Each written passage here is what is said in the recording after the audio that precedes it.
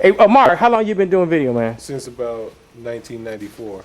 Wow, 1990. 93, 94. You know, all that other great conversation we just had, it wasn't on the air because the red light wasn't on. Oh, that's nice. That's nice, man. Well, I know.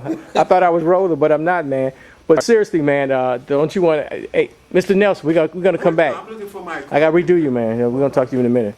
But seriously, Mark, it's hopeless, man. Yeah, when you was editor of Frontline for a while or something like that, right? I was a staff writer. Staff writer? And so you do the conspiracy theories, you do the critical analysis, you do the contextualization. I wouldn't call it conspiracy theories. Yeah. I hate that term. Yeah. It's just analysis. Analysis. Yeah. So but since Barack Obama's president, we live in a post-racial society. Racism doesn't exist anymore, sir. Yeah, it does. It's over. I'm retired. Yeah. It's ready to retire. But I mean, seriously, man, do you think it's almost what people used to fight for, equality and racial justice? That's passe now, ain't it, man? Yes, this generation is passe, but you still have some black leadership that want to cash in on that.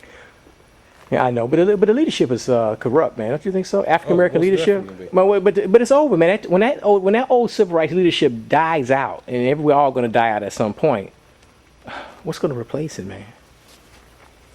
That's a good question. That is a good question, man. God, I look like crap. No, that viewfinder's not. That viewfinder's not That's how a it's good going to question. look. What's going to replace the civil rights leadership after they die? Yeah, everybody died, man. Because like I said, you have Jesse Jr. If Jesse Jr. and Todd Stroger, I like Jesse Jr., I like Todd Stroger, but if that's our leadership, we're in big trouble. We're going to wait for Jesse Jr. III to come lead us? Oh, Our grandchildren? Maybe Jesse's illegitimate child out west. Meow. Meow. Let me say this. I'll say this. In the next 150 to 200 years, black people, African people, wherever you want to call yourselves, black people as we know it globally will cease to exist. You talking about genocide? I'm not saying we're not going to be living on this planet, but black people as we know it, as we know ourselves today, Right. will cease to exist. Well, that's cool. Well, I was born a Negro, and we're not Negroes anymore. And when we were kids, we were black. And we're not black, what some people say. We ain't black no more. So, I mean, in that context, I know that's nomenclature and stuff, but, Well, I mean, what I'm talking about, I'm referring to not really names or descriptions of people or titles, semantically speaking. I'm talking about the actual people will cease, we as a people will cease to be a functional, significant presence on this planet. So we'd be beyond being irrelevant. Yes, it would be irrelevant. Probably around the same condition that our indigenous Native American brothers and sisters are. Well, you know what? Just little clusters of us here. But they have casinos. We'll barely have that because we don't even have. They not gonna give us no casinos, are we? We'll have a couple of Negroes with a corporation here, a company here, but other than that, the black community it doesn't exist now. It's not going to be around in 150 to 200 years. I'll be quiet and be serious for a second. I try to explain this to African American women. I don't care if they're 16 or 32 or 52. I'm trying to explain this to them, and they don't want to hear it. And they raising boys. They have boyfriends. They don't understand that the black man's already been, pretty much null and void. And they going to be next.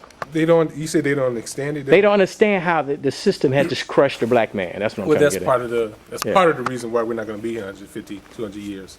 It's because of that lack of understanding.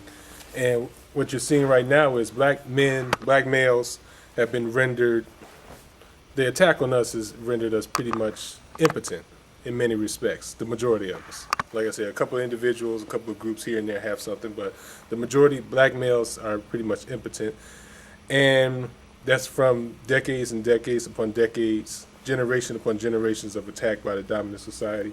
But now the attack is intensifying against black females. But these sisters don't see it, man. Well, the attack doesn't have to be, a lot of people don't see it because the attack is not blatant, it's not vicious on the surface.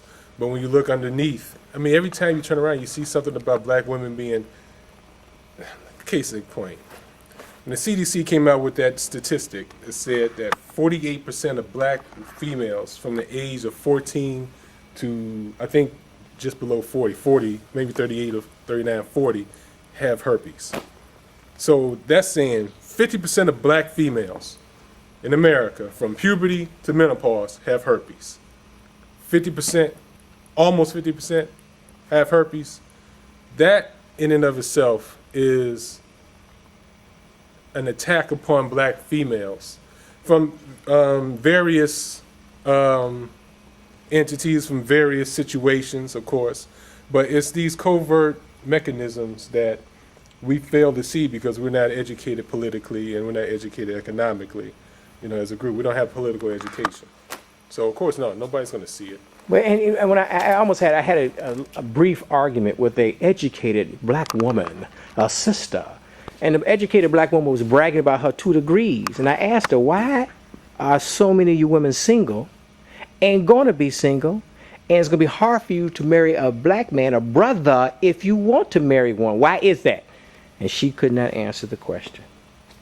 Because I told her it's white supremacy, and I like white folks. It's not just I hate white people. White supremacy is gone. It goes beyond your white mama, your white daddy, your white great grandmama. It goes beyond all of that stuff. But you know, you try to tell these sisters this, they have no clue what's up, what the powers that be that we don't know their names, who they are, what they're doing to us every day. And that's the problem. I was reading on a black women-run website a while ago.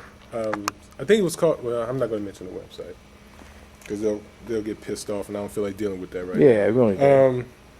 They were talking about the violence perpetrated against young black girls. You know, the molestation, the rapes, and all that. Oh yeah. Yeah, that's a forefront issue. The moderator or one of the contributors to the website made a statement that most black women don't care about black men going to jail. And I wanted to respond, that's your problem. Because you don't give a damn about half of your people being taken out of existence, taken out of your life, and crippling the entire black community, which is why, like I said before, we don't have a community.